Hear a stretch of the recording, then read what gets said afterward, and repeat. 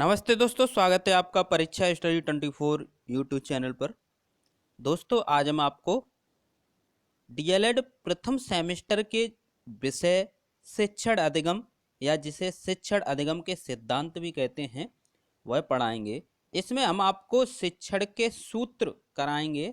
जितने भी आपके सिलेबस में शिक्षण के सूत्र दिए हैं, लगभग 11-12 हैं, वो सभी हम इस वीडियो में कंप्लीट करा देंगे। और हमारे पढ़ाने का तरीका तो आप जानते ही हैं कि हम पॉइंट टू पॉइंट पढ़ाते हैं। हमारा मेन जो उद्देश्य रहता है, किसी शब्द का यानी जो शब्द आपके जो टॉपिक में आए हैं उनका अर्थ बता दें, जिससे आप स्वयं भी याद कर सकें सरल तरीके से। क्योंकि जिसका आपको अर्थ पता होगा उसे आपका दिमाग अधिक दिनों तक याद रखेगा, और जिसका अर्थ नहीं पता होगा तो उसे वो जल्दी भूल जाएगा। तो इस प्रकार हम आपको पॉइंट टू पॉइंट पढ़ाते हैं। पहले इसे समझते हैं, शिक्षण सूत्र की आवश्यकता क्यों पड़ी, क्या होते हैं शिक्षण सूत्र, फिर हम आपको क्रम से कराएंगे। जैसे जब कोई शिक्षक, जब आप भी शिक्षक बनेंगे डीएलएड के बाद या डीएलएड कोर्स करने के बाद आप भी शिक्षक बनेंगे, तो ये क्या है, शिक्षकों के लिए है कि जब कोई शिक्षक किसी विषय को पढ़ाता है तो अनेक कठिनाइयाँ आती हैं। जैसे जो पाठ है वह कहाँ से आरंभ किया जाए, कहाँ से पाठ को आरंभ किया जाए, किस क्रम में किया जाए, ये सब कठिनाइयों को हल इन सभी कठिनाइयों का हल करने के लिए मनोवैज्ञानिकों ने क्या किया है, इस पर विचार विमर्श विमर्श किया, इस पर क्या किया, अपने विचार प्रस्तुत किए। तो उन्होंने एक जो सूत्र निकाला, शिक्षण सूत्र की खोज की, तो वो क्या थे, वो हम आपको कराएंगे। ये सभी शिक्षण सूत्र हैं। इन सूत्रों से क्या होगा, इन सूत्रों से अगर शिक्षण की प्रक्रिया, या फिर हम कह सकते हैं इस सूत्रों की सहायता से छात्रों को या बच्चों को पढ़ाया जाएगा, तो क्या होगा, जो शिक्षण कार्य है वो सरल बन जाएगा और बच्चों को भी सही तरीके से समझ में आएगा। क्योंकि एक पढ़ाने का क्रम भी होता है, किस क्रम में पढ़ाया जाए, तो शिक्षण सूत्र हमें क्रम बताते हैं कि किस क्रम में पढ़ाया जाए। तो देखते हैं दोस्तों, ये आपने समझा। अब देखते हैं इसमें जो मेन पॉइंट क्या है।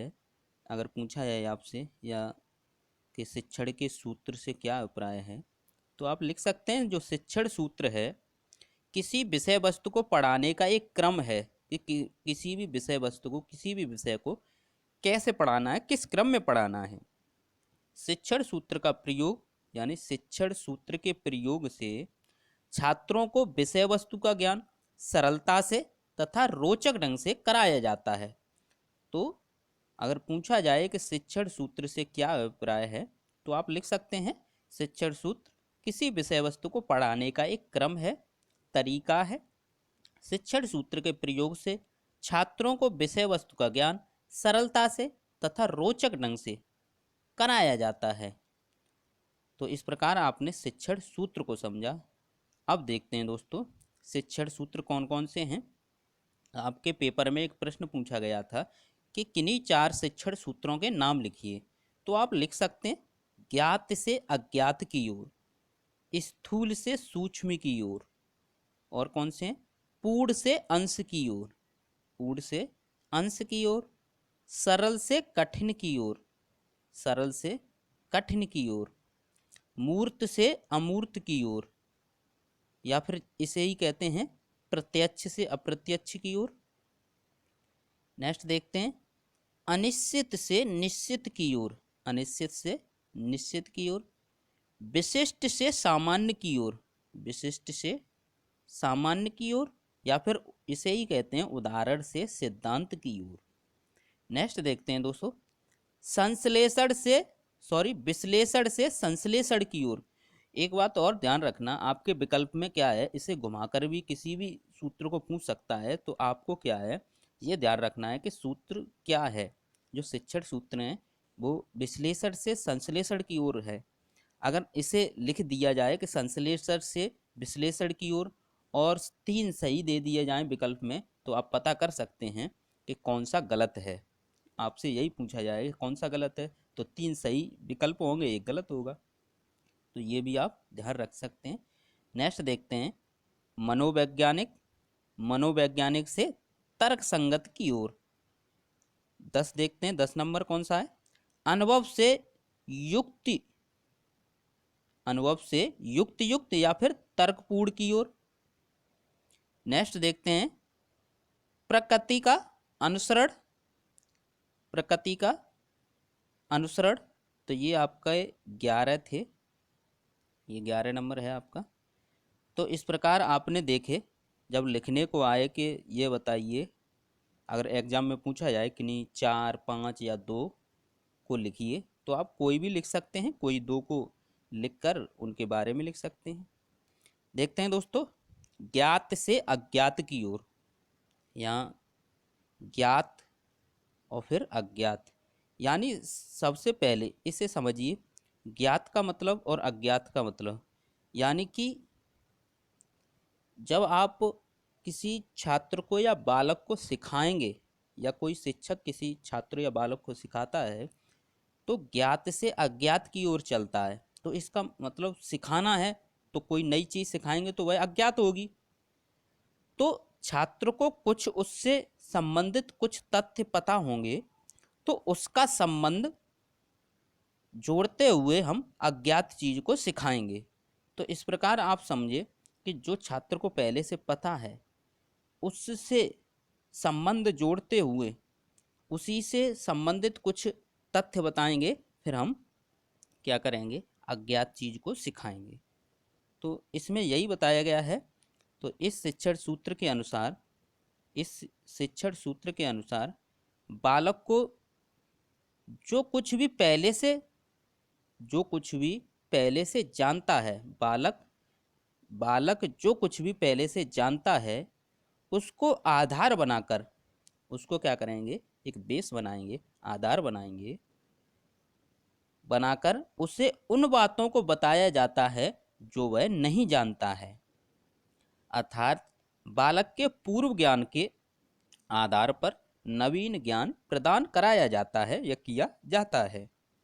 तो इस प्रकार ये सूत्र अगर आता है तो आप लिख सकते हैं ज्ञात से अज्ञात, अज्ञात की ओर। इसमें क्या है कि बालक के पूर्व ज्ञान, जो उसको, उसके अंदर जो पूर्व ज्ञान है, जो तथ्य आप बता रहे हैं उससे संबंधित पूर्व ज्ञान है, उसके आधार पर उसे नवीन ज्ञान प्रदान करना है।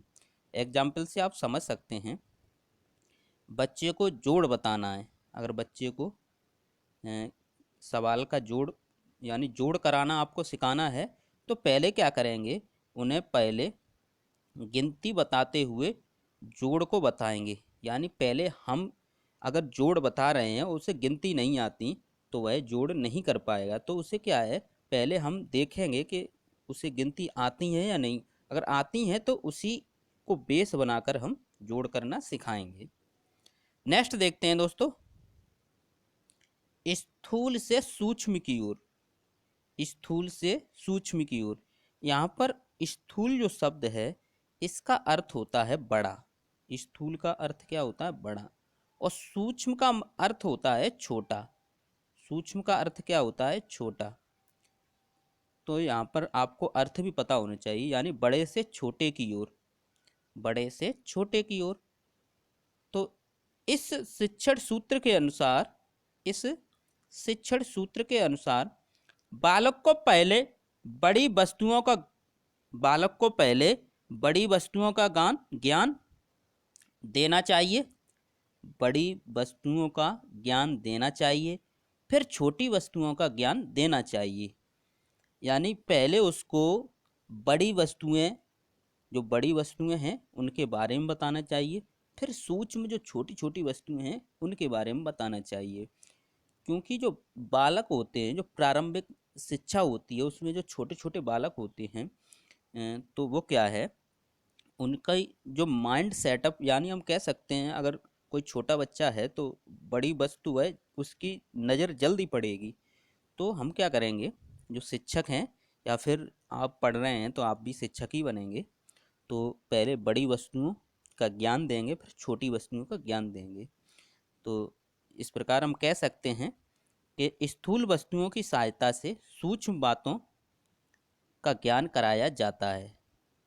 जैसे प्रारंभिक या प्राथमिक कक्षाओं में गिनती सिखाते समय, अगर जो प्राथमिक कक्षाएं होती हैं या प्रारंभिक कक्षाएं होती हैं, उनमें क्या गिनती सिखाते समय जो तीलियां होती हैं, कॉमा, तीलियां, कॉमा, गोलियां, जो गोली होती हैं, और कंकड़ आदि स्थूल वस्तुएं, ये क्या है, स्थूल वस्तुएं हैं, जैसे तीलियां हैं, गोलियां हैं, कंकड़ हैं, इनकी सहायता से, ये क्या है, स्थूल वस्तुएं हैं यानी बड़ी वस्तुएं हैं, इनकी सहायता से उन्हें गिनती सिखाई जाती है। नेक्स्ट देखते हैं दोस्तों, पूर्ण से अंश की ओर।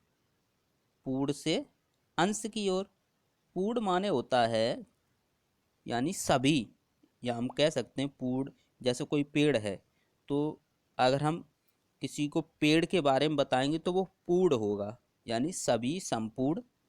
और अंश माने होता है टुकड़े, तो यानी अगर हम उसकी टहनियाँ, फूल, तना, पत्ती के बारे में बताएंगे तो ये क्या होगा, अंश होंगे।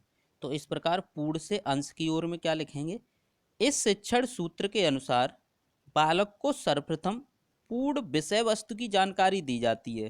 पूर्ण विषय वस्तु की जानकारी दी जाती है, फिर उसके एक एक अंश की जानकारी दी जाती है, यानी सर्वप्रथम तो हम पूर्ण विषय वस्तु की जानकारी देंगे, फिर उसके एक एक करके उस विषय वस्तु के जो अंश हैं, छोटे छोटे भाग हैं, उनकी जानकारी देंगे। देखते हैं, इसे समझते हैं एग्जाम्पल से। बालक को सर्वप्रथम वाक्य का ज्ञान कराते हैं, यानी हमें बालक को वाक्य का ज्ञान कराना है, तो पहले क्या करेंगे, उस वाक्य में प्रयुक्त, पहले हम क्या करेंगे, सबसे पहले वाक्य का ज्ञान कराएंगे, तो ये क्या हो गया, पूर्ण। फिर क्या करेंगे, उस वाक्य में प्रयुक्त कर्ता, क्रिया, कर्म के बारे में बताएंगे, तो यह क्या होगा, अंश। तो हम कह सकते हैं पूर्ण से अंश की ओर हम सिखाते हैं। नेक्स्ट देखते हैं दोस्तों, सरल से कठिन की ओर। सरल से कठिन की ओर, सरल से कठिन की ओर का मतलब यह है कि किसी भी छात्र को या बालक को पहले सरल तथ्य या सरल बातें बताई जाएं, उसके बाद सरल से धीरे धीरे कठिन की ओर बढ़ा जाए।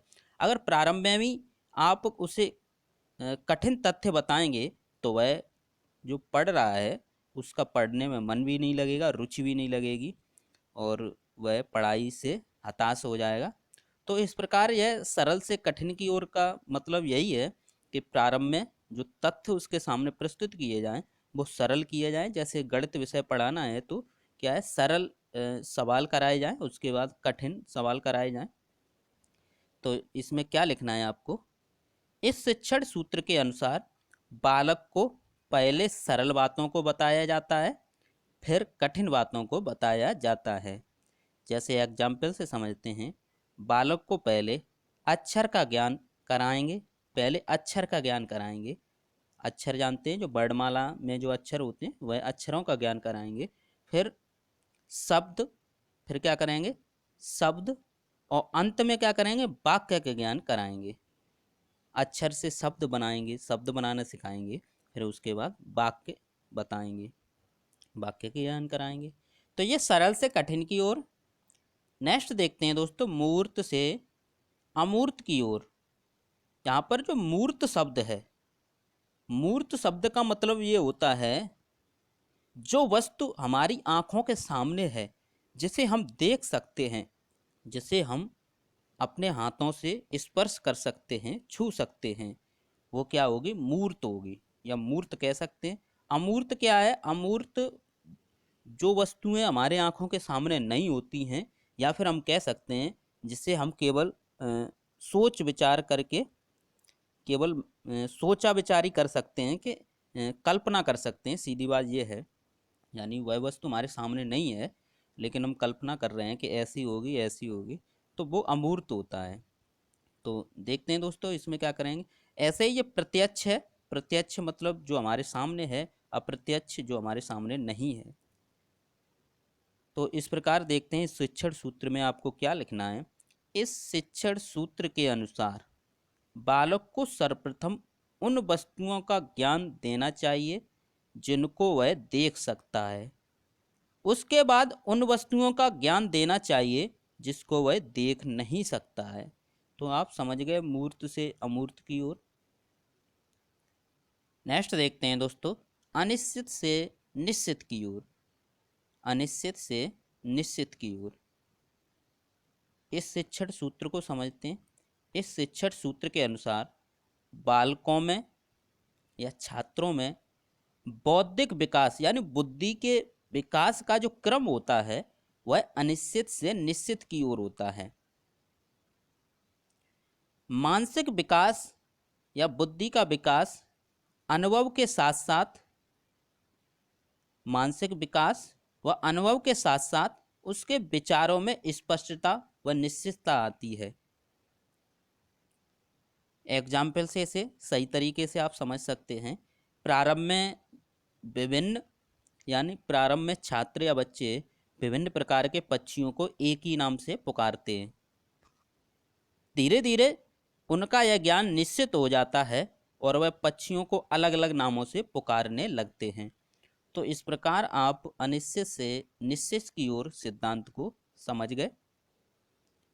इन्हें आप नोटबुक पर लिखें। नोटबुक पर इसलिए लिखें क्योंकि आपको 2 घंटे में 40 प्रश्न करने हैं।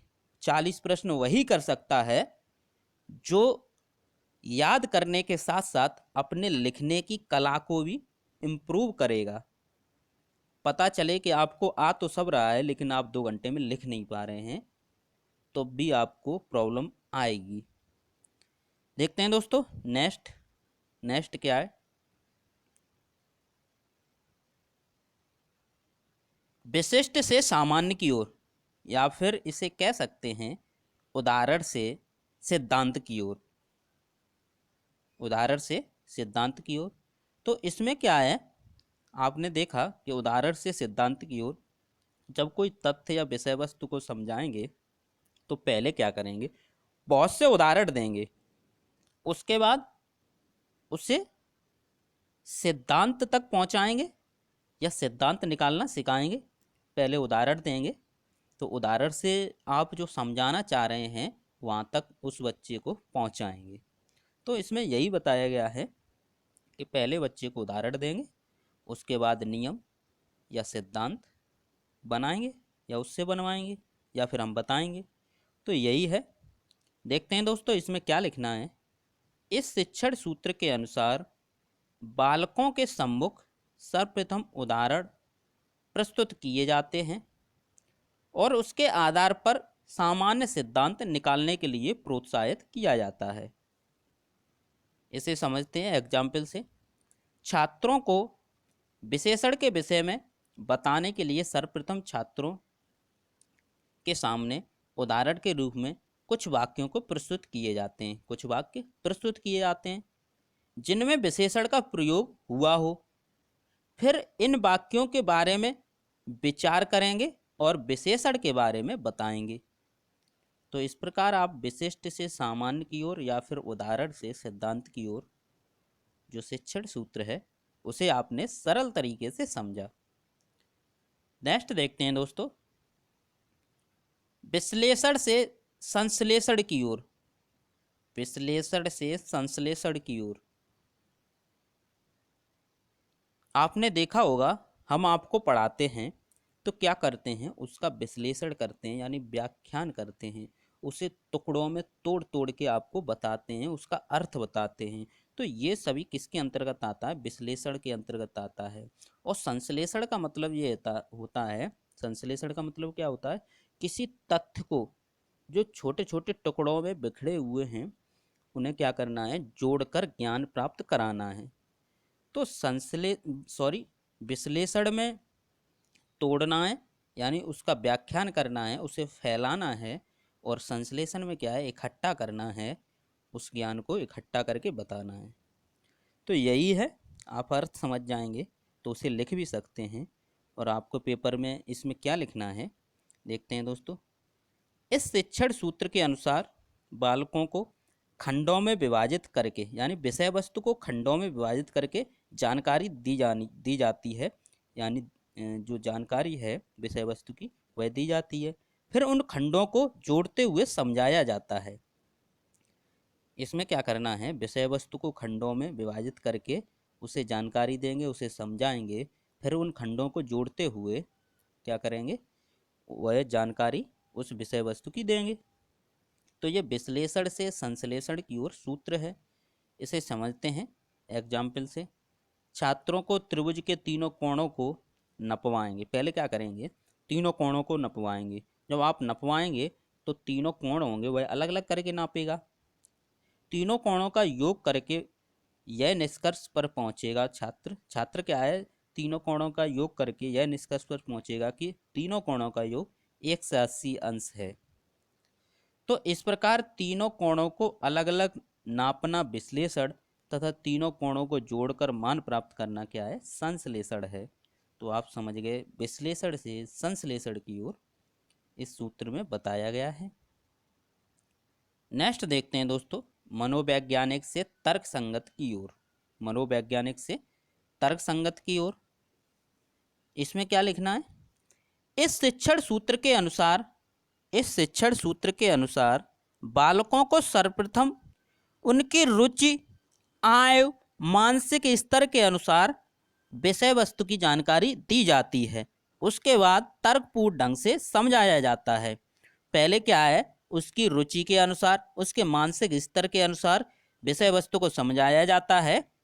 उसके बाद तर्कपूर्ण ढंग से समझाया जाता है। तो ये क्या है, मनोवैज्ञानिक से तर्क संगत की ओर सूत्र है। तो आप इसमें यह लिख सकते हैं। नेक्स्ट देखते हैं दोस्तों, अनुभव से युक्त या फिर तर्कपूर्ण की ओर। इसमें क्या लिखना है, इस शिक्षण सूत्र के अनुसार बालकों को सर्वप्रथम उनके अनुभवों के आधार पर विषय वस्तु को समझाया जाता है। उसके बाद तर्कपूर्ण ढंग से समझाया जाता है।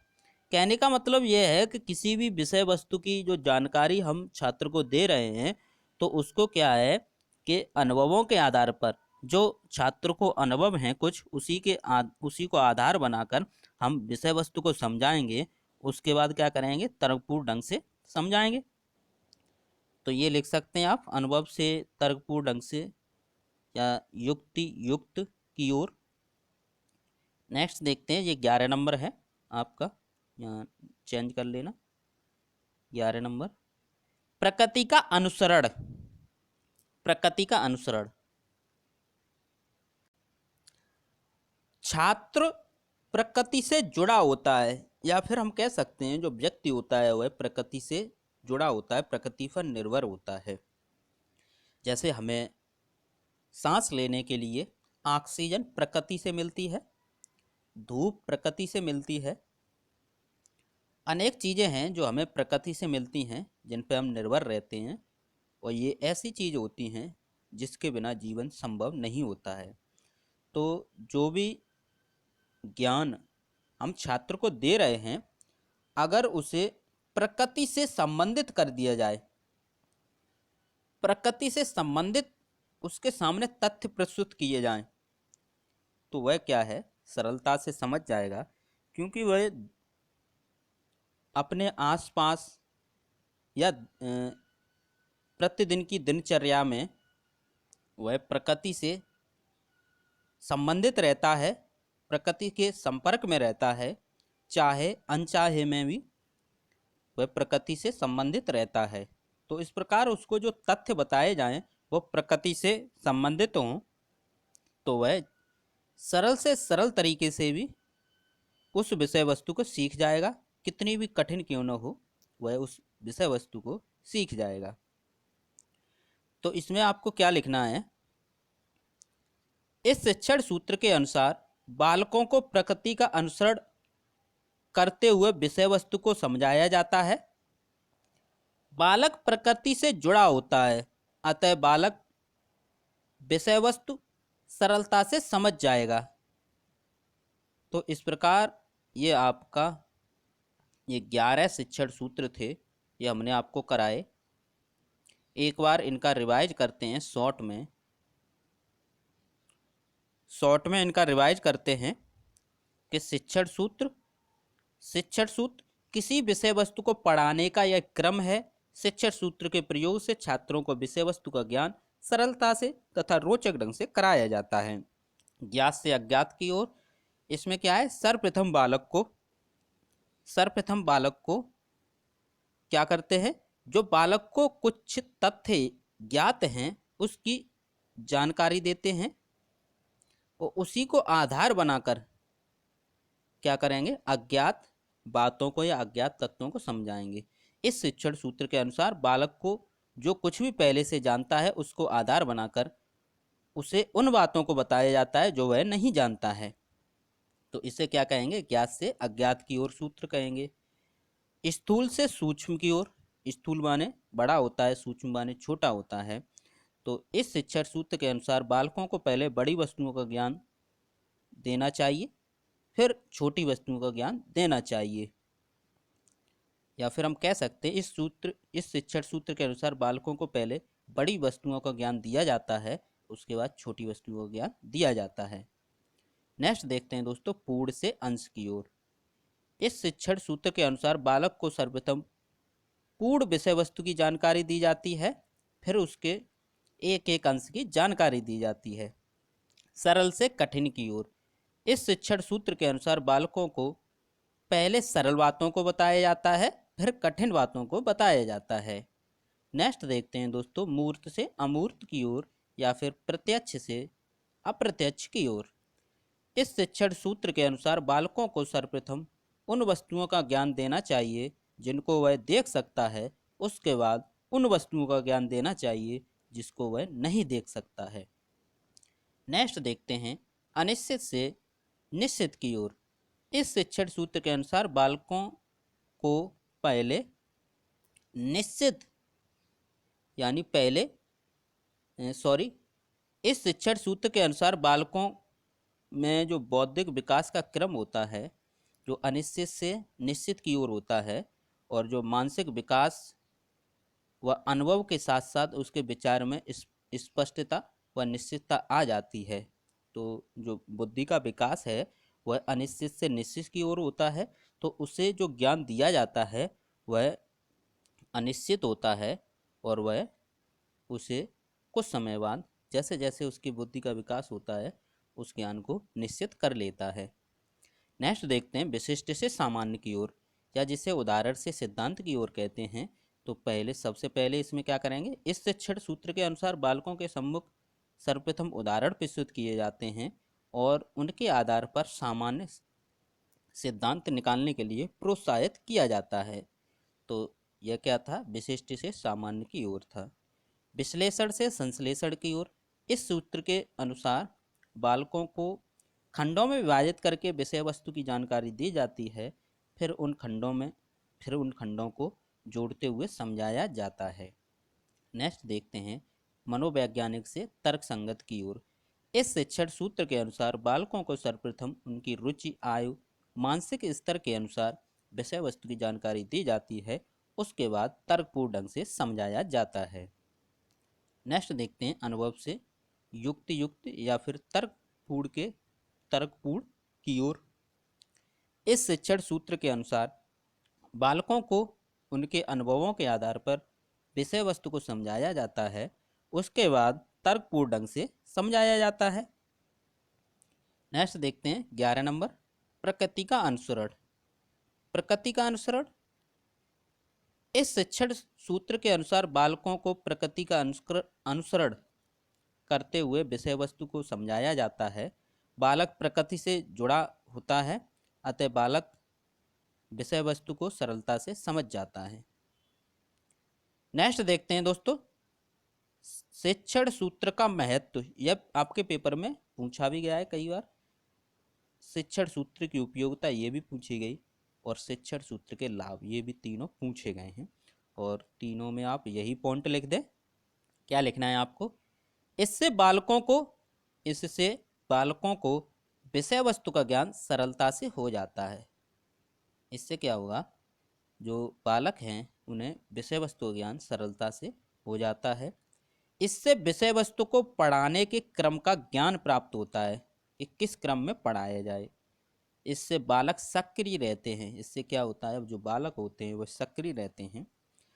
इससे बालकों को स्थायी ज्ञान प्राप्त होता है। इससे जो ज्ञान प्राप्त होगा बालकों को वह स्थायी होगा। इससे बालकों को कठिन विषय वस्तु को सरलता से समझाया जाता है। सरलता से समझाया जाता है। नेक्स्ट देखते हैं दोस्तों, इससे बालकों की रुचि तथा मानसिक स्तर के अनुसार पढ़ाया जाता है। तो ये पॉइंट क्या थे आपके, आपसे पूछा जाए शिक्षण सूत्र का महत्व बताइए, शिक्षण सूत्र की उपयोगिता बताइए या शिक्षण सूत्र के लाभ बताइए, तो आप लिख सकते हैं। ये आपके पॉइंट थे।